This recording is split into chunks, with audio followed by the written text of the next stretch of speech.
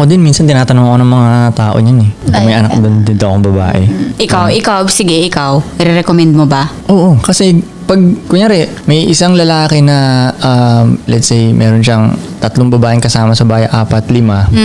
Ibig sabihin, matikas yung lalaki yun. Kaya niyang i-handle yun. Yes. Yung 5 yun. May control siya. Pag nakikita ko na yung mga babae niya, Maayos. peace naman, Oo. masaya. Diba? Ibig Playful. sabihin, marunong yung lalaki yun. So, mas gugustuhin ko nang doon mapunta yung... Anak mo, no? Oo, sa marunong Medyo may- mag-handle ng babae talaga Siyempre ba? bilang tatay, magkakaroon ka rin ng peace of mind dun eh. Aha. Siyempre, Oo, hindi mo magkaka-peace of iisip. mind ako Oo, nun. kasi alam mo medyo Kasi nasa ang unang maayos. titingnan ko, yung mga babae talaga nung lalaki yun eh. Yep. Kung masaya yung mga babae nung lalaki yun, marunong tong lalaking to. Sige. Doon nagre-reflect Okay, eh. sige. No? Di ba nagigets mo? Yes, yes, yes. Pero hindi kasi nila tayo maintindihan ng basta-basta. Hayaan mo na Yung mga sila. manonood dito, hindi We don't na tayo invite you to understand us.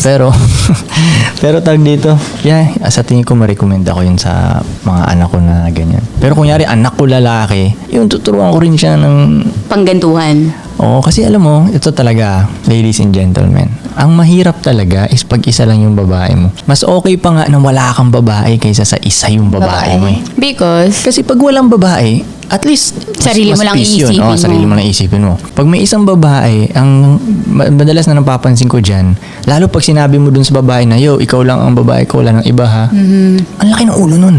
yeah, okay, Tapos yeah. sa tingin niya, kaya niyang gawin lahat dahil nangako ka na siya lang eh. I-know niya kasi. Oh, na parang sa tingin niya, kahit anong ugali niya, tatanggapin mo rin siya pabalik eh. Kasi Diba? yung lalaki nagsalita ng ganun. Yeah. Tapos So, kasalanan at ito nila. pa, pinapakita pa nung lalaki Na siya lang talaga. na hindi niya kaya. Na Pag hindi, nawala yung babae. na pag wala yung babae. So ngayon, nakukutuban ng babae, di mo kaya na wala ako ha. Kahit ano pala pwede kong gawin. Yes. Kaya sila nagtatantrums ng ganyan. Arte-arte. Oh, arte-arte.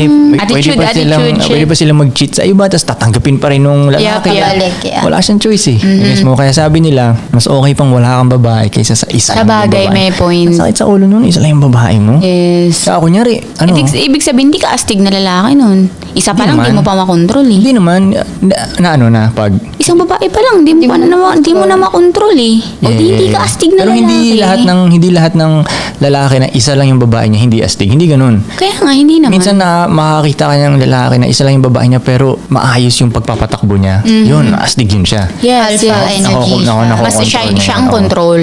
Pero pag nakakita ako na one-on-one relationship tapos ang gulo-gulo, mali yung leadership nung Yes, nung lalaki, no? parang Yung ganun. babae yung nagli-lead. Oo, ang gulo nun. Kaya diba? mali eh. Kaya Yes, kung kasi hindi saan naman, napupunta. hindi naman pang leadership ang mga babae. Yes. Yeah, hindi sila talaga by nature, hindi yun ang role nila.